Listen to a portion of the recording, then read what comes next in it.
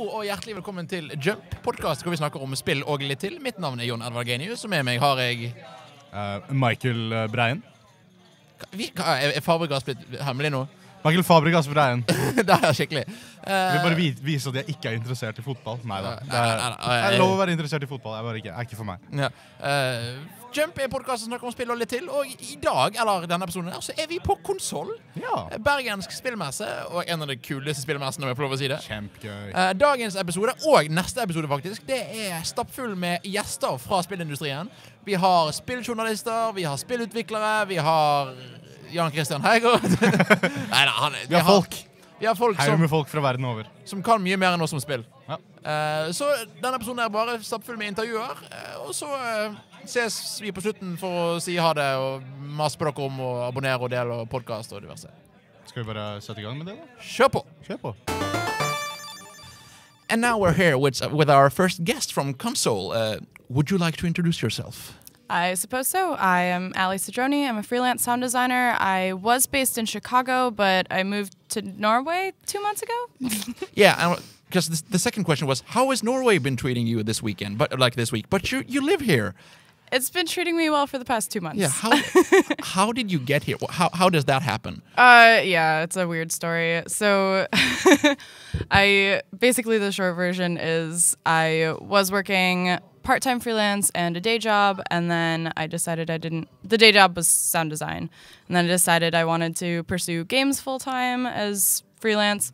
So I quit my job, sold everything, and then moved to Norway. As you do. You know, just on a whim. So yeah, why not? You're living in Oslo at the moment? Yes. So it's warmer than Bergen.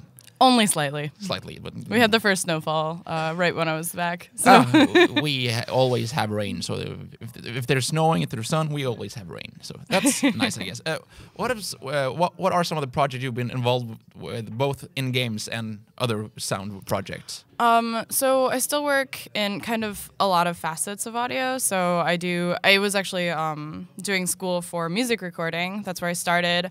And I've done a couple years of internships at music studios back in Chicago. And I still do freelance occasionally, but there isn't really as much work to be found doing that unless you're at a studio full time. Yeah. I also do film, so I do post-production film or location audio film, so like on set with a boom pole. They're always fun. And then I also do game sound, so mostly sound design. Occasionally, I try not to do music at all. It's just stressful for me, but I'll do plenty of sound design, implementation, and voiceover, directing and editing, not acting myself. Are you not an actor? I am not an actor. Yes. You've been involved with Battle Chef Brigade. What other projects have you been doing? Yeah, so Battle Chef Brigade is probably the biggest title I've shipped so far. We've got a lot of stuff in the works, but, you know, things can take a while to come out. Yeah, so that was a Chicago-based project by Trinket Studios.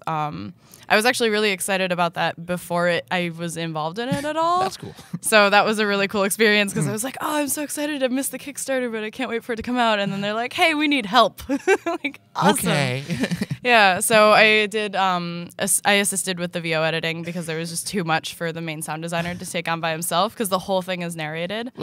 It's beautiful. It's great. It's a great idea, but you have to do it it's as well. It's just work. Yeah. So I worked on that, and then right now I've been working on a game called Skate City, which is based in Oslo by Agons, and that's going to be coming out relatively soon. We're trying to finish up development in mid-November and then ship sometime around January, I believe. So that's pretty exciting. Cool. And yeah, and I've been working on a small narrative game for a nonprofit based out of London, and a couple things back in Chicago I'm finishing up. Like, it's kind of all over the place with freelance. So just a few 7, 10, 20 different projects. It's not bad. I only have like 4 right now. It could be so much worse. Yeah. But hey, it's work. So work is work. Work is work. So you've done like your focus is video game stuff, but you've done, as you say, location and film and stuff. What's the difference between creating audio for film and video games, or is it the same for you? Or for me, I feel like the biggest thing is wanting to know how everything works and like just having a good ear. Just so it's like everything really boils down to communication, having a good ear, and just being on top of shit. Yeah. Knowing your so stuff. like really all audio can be similar, but there are definitely big differences. It's funny because when I was in Oslo, I managed to find one of the film meetups, and every single person there was like, what is game audio? I don't understand. And I'm like, well, it's like a film, but if you took every single track and separated it out and then made it playable by a character, like if you stemmed everything, I don't know. But the big thing about film versus games is that film is linear. So no matter what, it will always play the same way every single time. And that's the big challenge with games because it's interactive. You don't know what your player's going to do. People can't break a movie like they can break a game. Exactly. There are no bugs in a movie.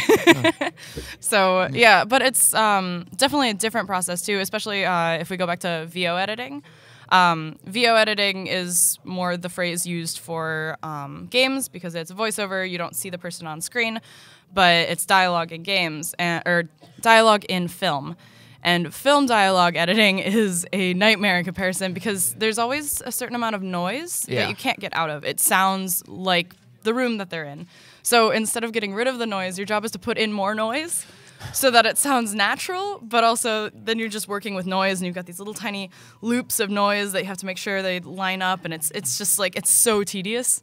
But because that's kind of like in film, you have to add the voice to live action or because of bad sound on location. Yes, sometimes. So like, if you those are a bit of a challenge. Yeah, the biggest ADR. Thing, ADR, yes, automatic replacement. Or dialogue replacement. Dialogue replacement. Yes. Yes. It's early. I was just gonna say that. So that's actually a totally different process than VO editing because you have to lip sync. Yeah. So you usually play like 3 beeps so that they can, so it'd be like beep, beep, beep, here's the line. So they have to make sure that their timing matches up. So they just listen to it over and over again. Beep, beep, beep, here's the line. Beep, beep, beep, here's the line. And then you have to like get that rhythm in your head so that you can recreate it.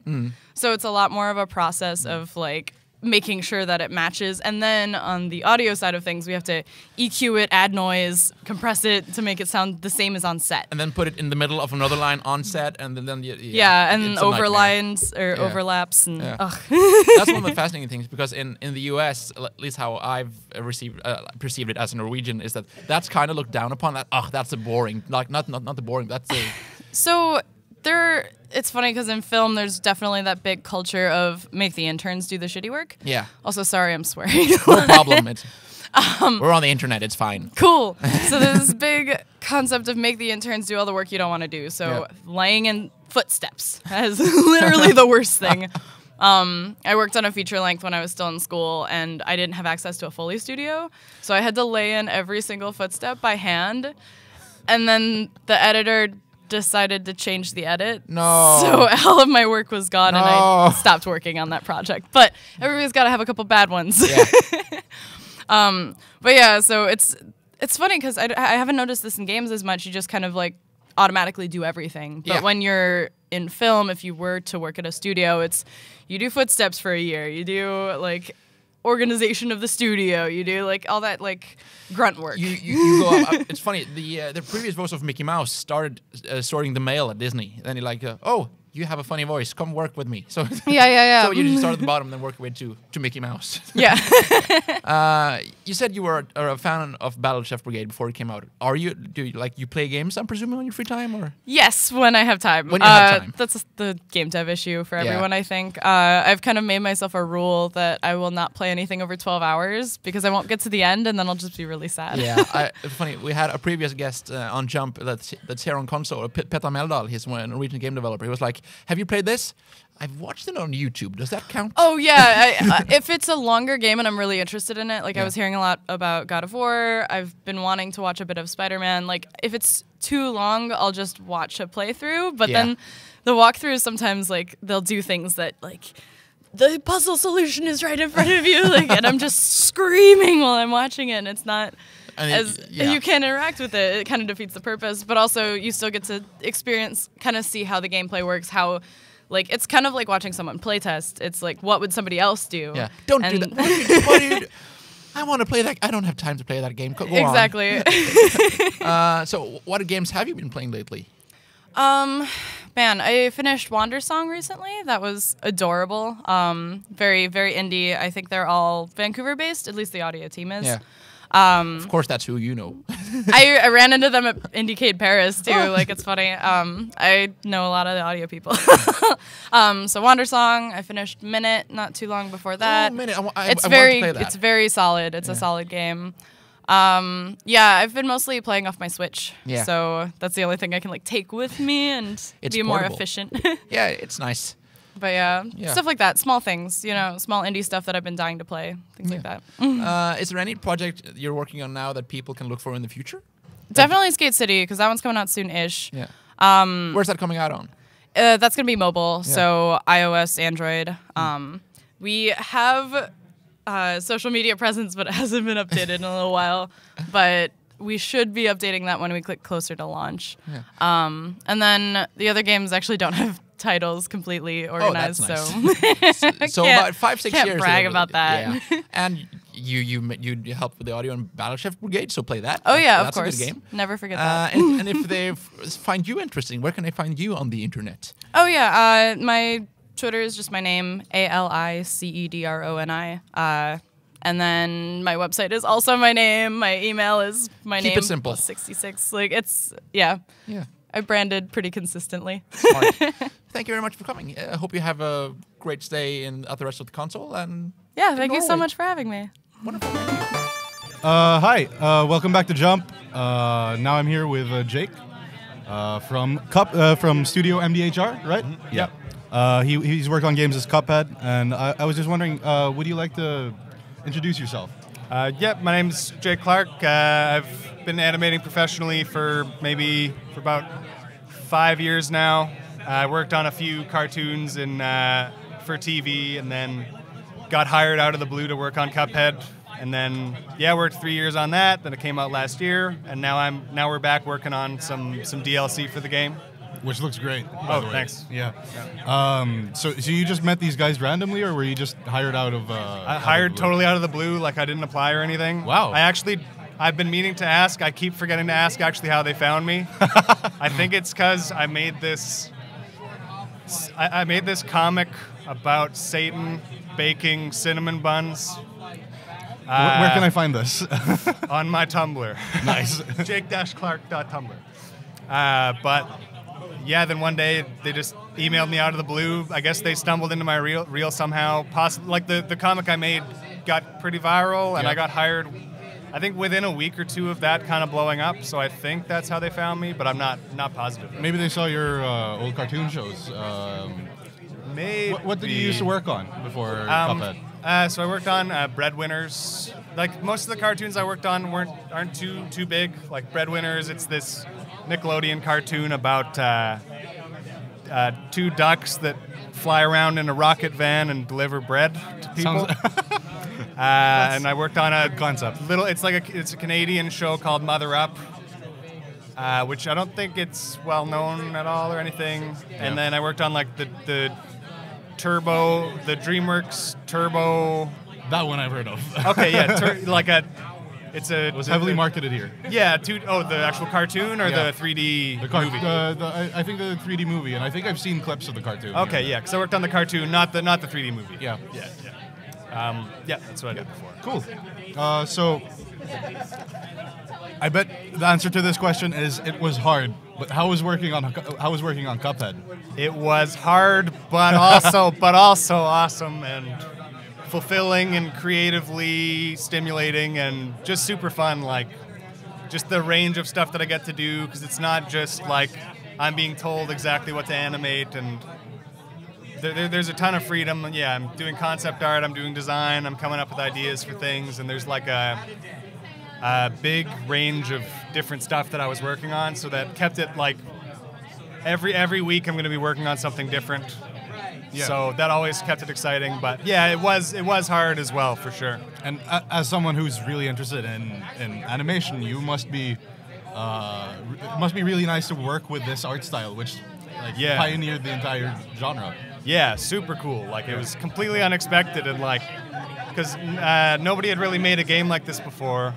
Then they started doing this thing, and then they asked me, and it was like, oh my God, you want me to work on this thing? Yeah, exactly. Damn. No, it's amazing. I remember watching the E3 or whatever it was when Cuphead debuted. Yeah, that was. I think blew that was. me away. I think that was the 2014 Cuphead trailer. And then there was this small reel like of a bunch of indies, and then Cuphead was the one that. Yeah, just, like, for like a second wow. or two. Yeah. Yeah.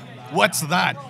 That's what I thought because Yeah. I saw that before I worked on it, and I was actually like a little bit jealous. Of like, them? damn, that's genius. Why And didn't then I you think got of to that? work on it. Yeah, Work and on then I got to work on it. I was like, this is sweet. Yeah. Nice. So, what's the hardest part of this job or working on this this type of game?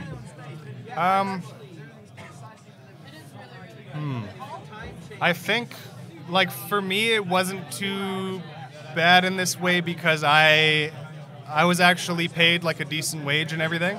Oh, nice. But for like the studio as a whole, and especially for my bosses, the hardest part I think was just the uncertainty of what's going to happen with this thing. Because if the game didn't do really well, the studio would have tanked because they went into debt. Like they went into debt to make this thing, like pretty serious debt. Bet with that development cycle, it Yeah. must have Because like been the plan. We kept delaying it, so it kept taking longer, but which meant that everybody they just needed more and more money to keep paying everybody. But need more money. To yeah, live, if it didn't do good, then my bosses were going to be in serious trouble, and the studio would have died, and I'd be working somewhere else right now. Good thing that didn't happen. Yeah, it didn't quite work out like that. Yeah. So, other than the DLC, if you're allowed to talk about it, what are you working on these days? Basically just the DLC. I mean, other than that, like I do a little drawing on the side and some music on the side and stuff like that. But right now, it's like after Cuphead 1 came out, or I got like a pretty big break for like months, and then now we're starting on. It's not Cuphead 2, it's the DLC. Yeah.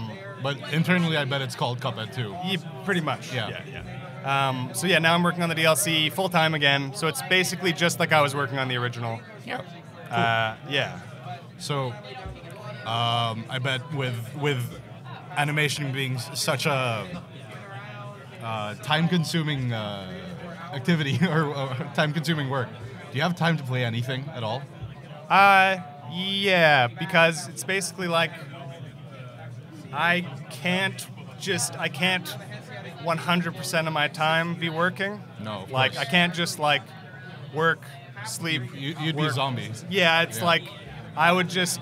Some people can handle that, but for me, it's like I just wouldn't. It's not a sustainable lifestyle for me. I would just crumple up into a ball and die. Yeah, So it's agree. like, yeah, part of the studio is they want to keep people happy. So generally, I just work a full day of work, but then I have a few hours to do whatever every day, so I can stay sane in that way. And they want people to take weekends. They don't want everybody. I'm sure, like coming closer to DLCs or the DLC's release, it might get really intense and grindy at that point.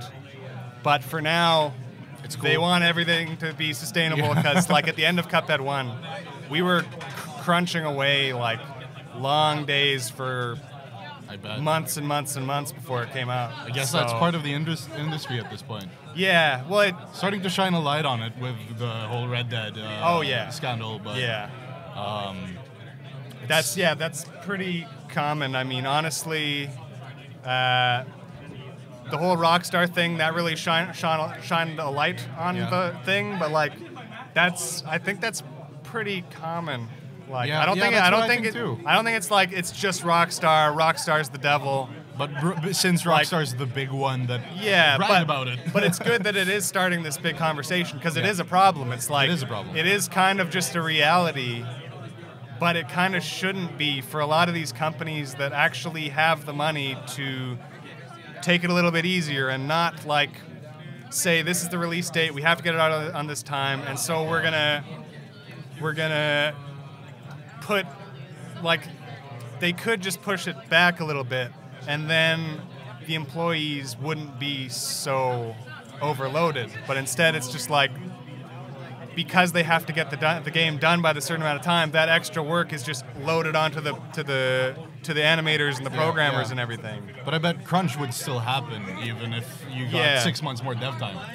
Would just be pushed back. Yeah, pretty likely. Yeah, it's super tricky. I don't know. Making games is so complicated, and it's so hard to know like how long everything's gonna take. So it's hard to perfectly schedule everything so that everybody's comfortable. Yeah. And everything. Yeah. Yeah. Yeah. But thanks for coming on. Yeah. Sweet. Where can people find you? So I'm at Jake Clark Dude on Twitter. Or jake-clark.tumblr.com. Nice. Those are pretty much the main 2 social medias that I actually use. I'm gonna go find that satanic comic you. Check that out. All right. Thanks for coming on. Yeah, awesome.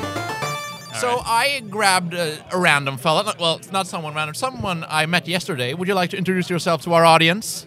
Hi, I'm Daniel. I'm a hooker. Sorry. Okay.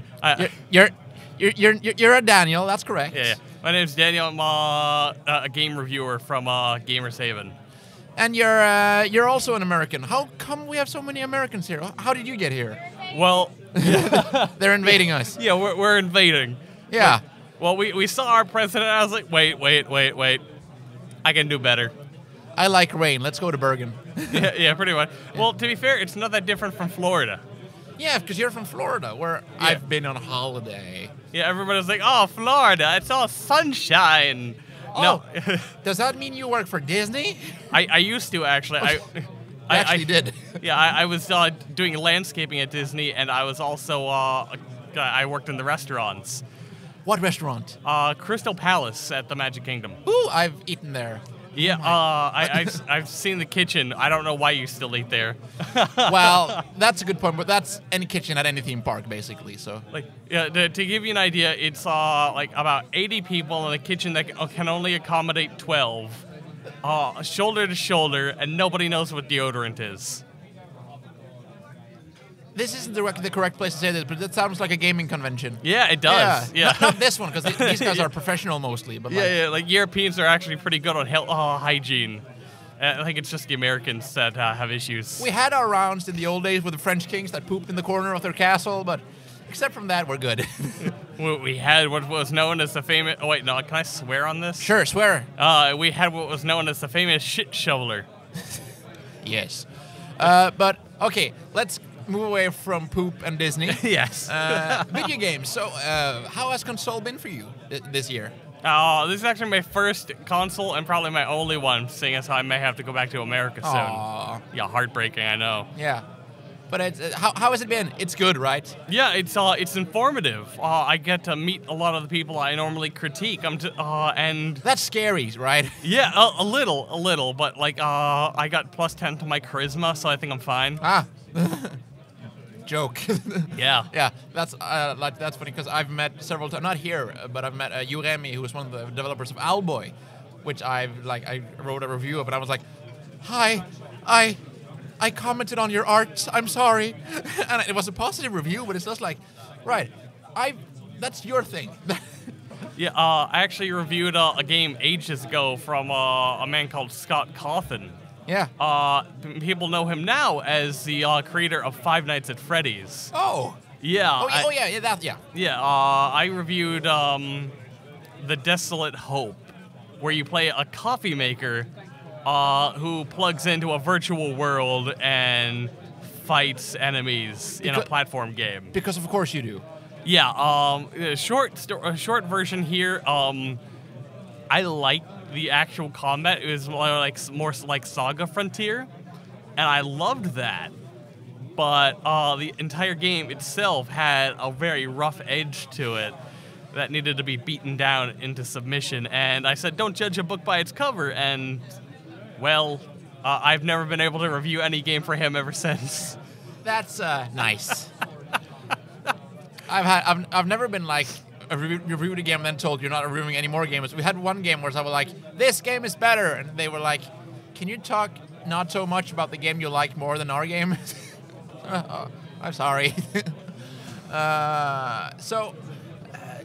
Video games are good these days. Yeah, like it depends on like where you're looking. If you're looking for like a quick, if you are looking for a person who generally just wants to make money from a video game, you normally will find more sloppy work because they're not really invested heavily into it. But if you're looking for somebody like Gary or somebody who wants a more wholesome product where the player is more at thought, you'll find something that works out a bit better. Yeah.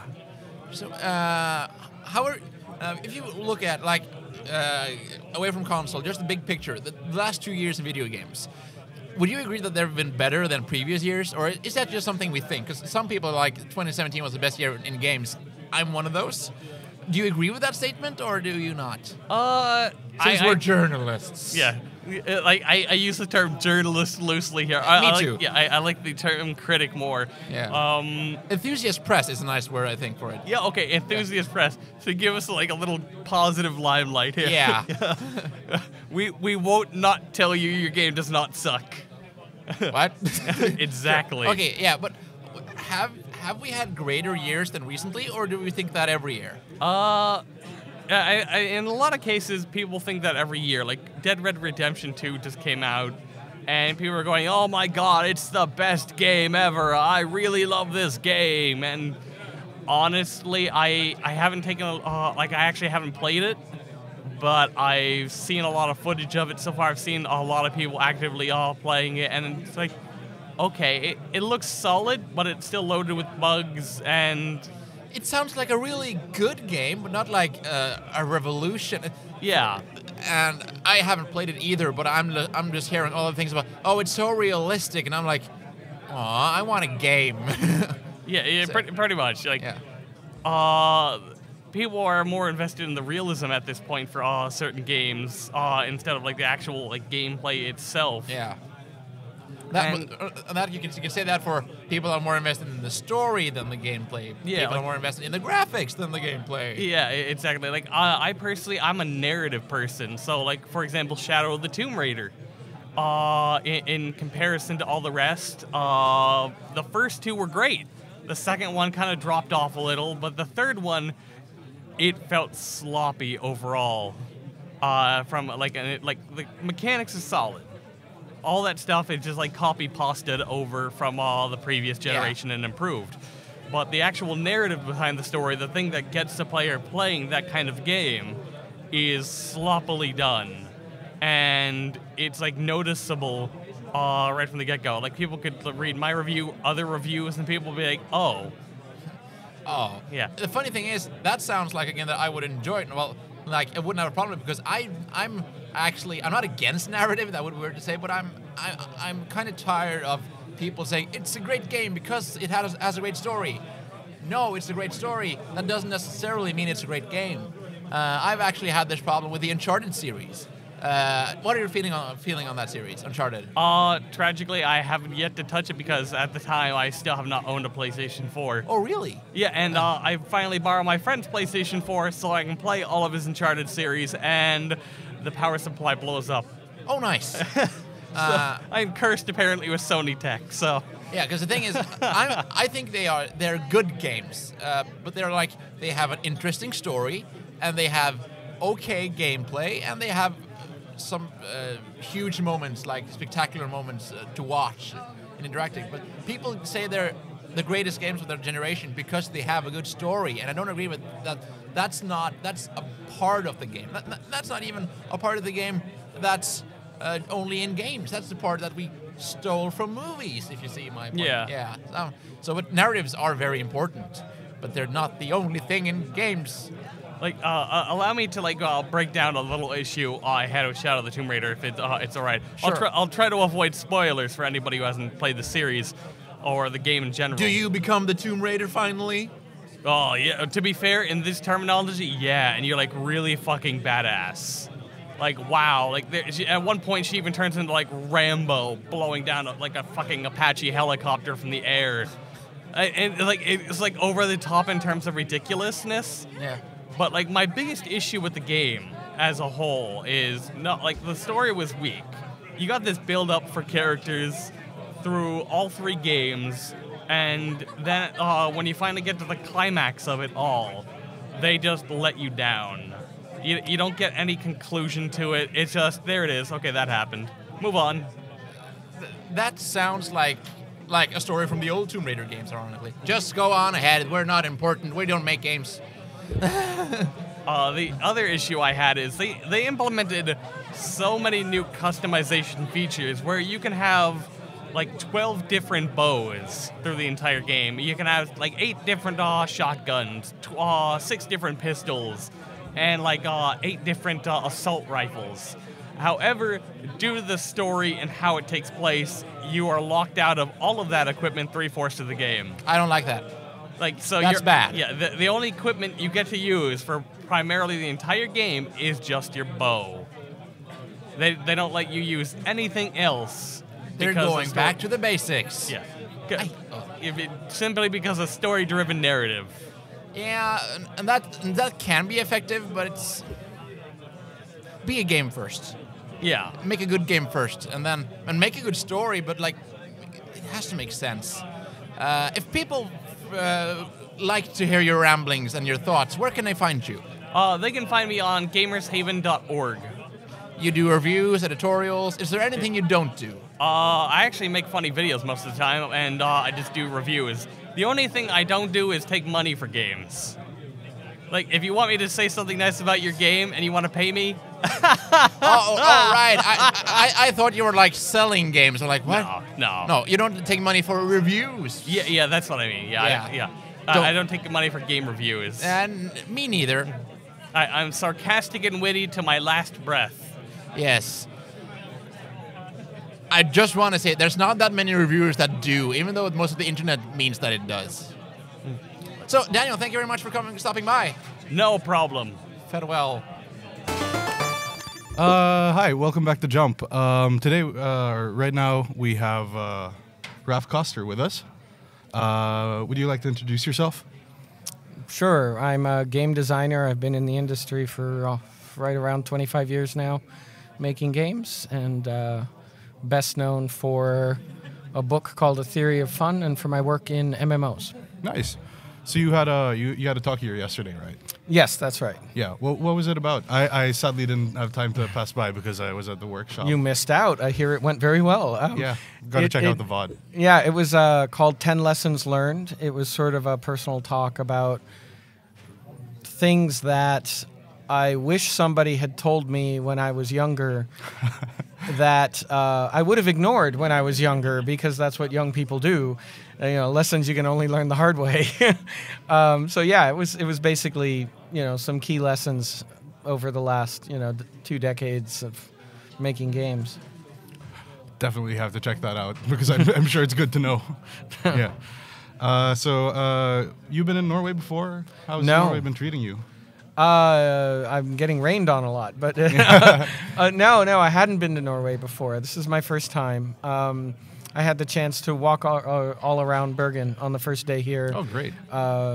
Toured myself around, went to a bunch of places that a few of the locals have told me I've never been there. So, yeah, I walked around, enjoyed it quite a lot. Test me. What's a crazy place you've been to? I walked around the entire neighborhood near the law school part of the university. It's really nice there. It's really cool. Yeah. Lots of cool cobblestone streets and steep buildings slopes on top and of buildings each other. on top of each other. Yeah, so I walked around all of that. But I basically did a big circuit around all of downtown. So. Nice. So yeah. Now you work for you have worked for big companies like Google and Facebook. They've been consulting clients of mine for the last 5 years. I've been doing consulting, and yeah, I do either longer term engagements, like I spent 2 years working with Google, or sometimes I just do brief things like workshops and coming in for short things. And that's the kind of thing I've tended to do for Facebook. Google, Facebook, Unity, Wooga, Next Games, Activision, NTN Buzz Time. They make bar trivia. So it's just whoever whoever wants me and has interesting problems. So yeah, that's been the last 5 years or so. Nice. So when you were a game dev, you were working on. I'm still a game dev. Still a game dev. We'll get to that later.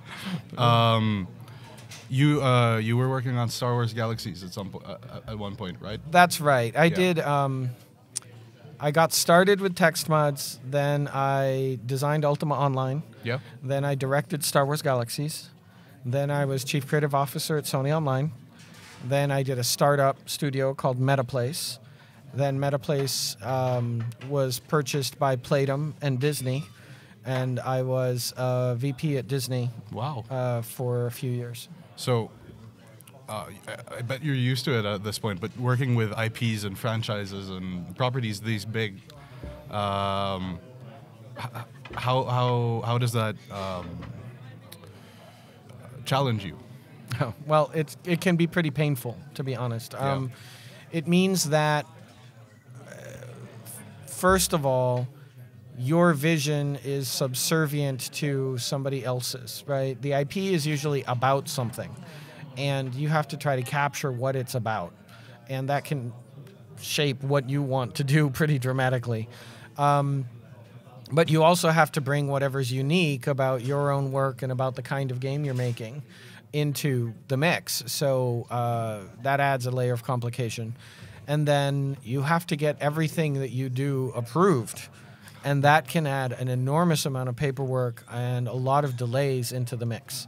And it completely depends on what the licensor is like how much attention they pay to the integrity of the IP, how Star Wars picky they are. Very picky about that. Star Wars was incredibly picky. Yeah.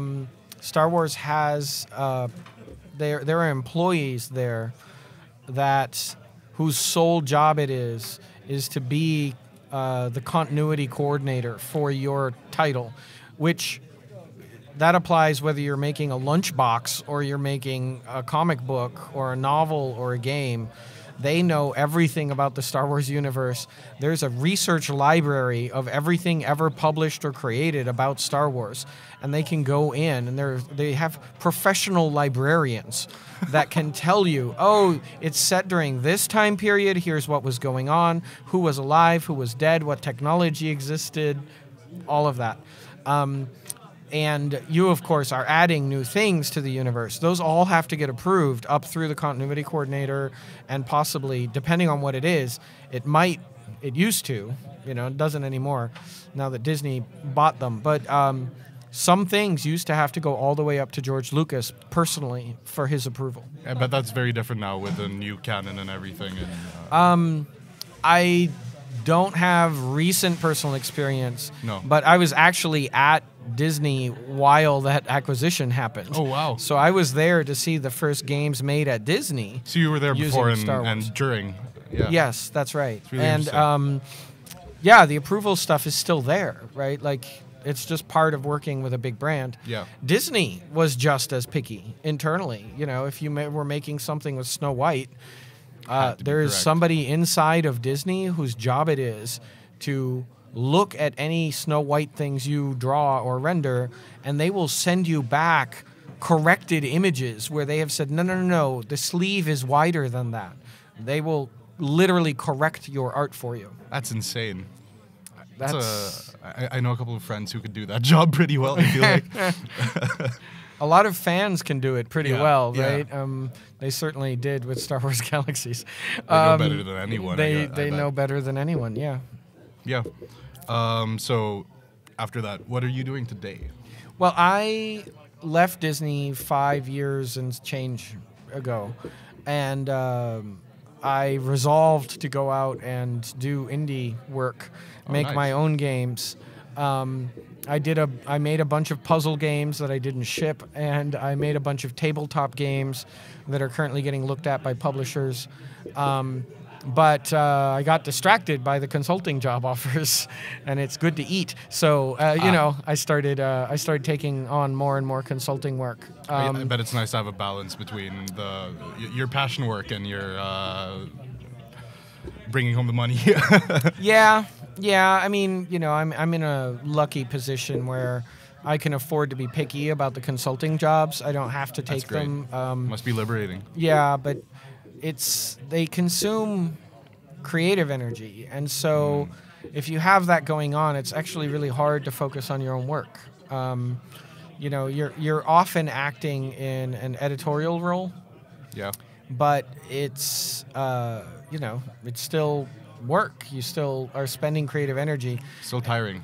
It's still tiring, and so you might not have the energy to do your own things in between. I think it would probably be easier if the nature of the consulting I did was like work for hire implementation, right?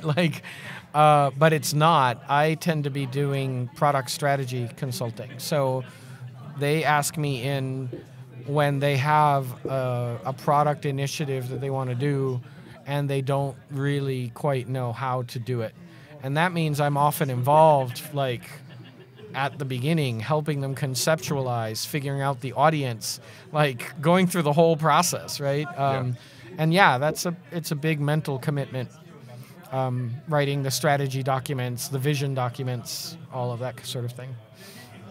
So within all of this time management, do you still find time to play video games? I call it designeritis. It's actually pretty hard for me to play games for fun, and has been for a long time. I know several people who have that same problem. Yeah.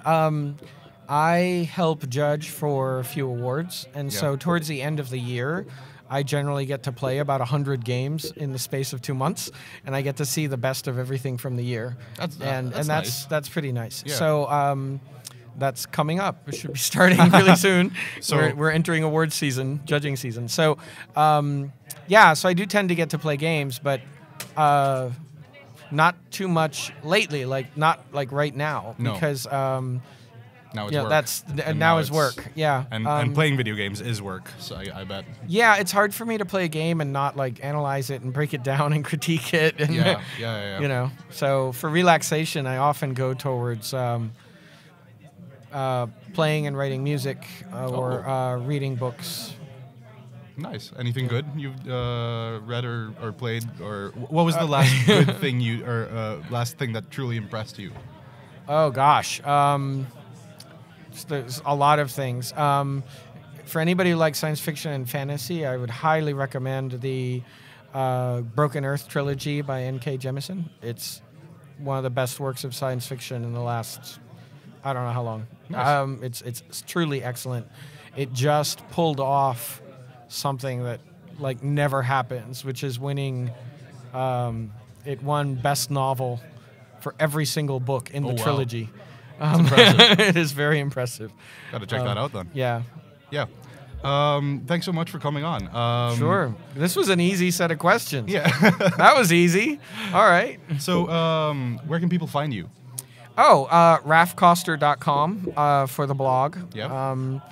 The blog is not just a blog. It's actually an archive of public postmortems and design articles and business articles and you name it that has been running. It has material on it going back to 1996 or so. Wow. So it's a huge site. There's a lot on there. It's a lot to unpack. And you can find me on Twitter @RaphKoster.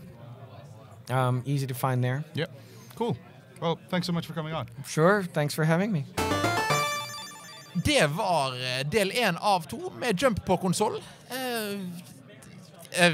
Neste episode også kommer ut raskere enn de pleier. Vi kommer faktisk inn neste uke allerede med resten av gjestene. Jeg må jo si, vi skal si det flere ganger, men tusen takk for Konsoll for å få lov å være her. Det er utrolig stas. Vi får pressepass, vi får lov å bare rigge opp et studio i hjørnet. Dette var veldig spontant, og de bare, sure, kjør på. Og så bare supplerte de oss med en haug med kule folk å snakke med. Noen av de smarteste menneskene i spillindustrien, liksom. Så det er veldig stas. Takk til Sylvia du er, og resten av Konsoll-teamet. Men husk å like oss, lik videoen, abonner på Facebook, abonner på YouTube, og like oss på Facebook, følg oss på Twitter. Podcast, følg oss der du finner podcast. Jeg pleier å være, hvis ikke det heter iTunes. Vi er på vei. Hvis ikke det heter iTunes. Og så, takk for at dere hører på, og så snakkes vi neste uke med mer konsollgjester.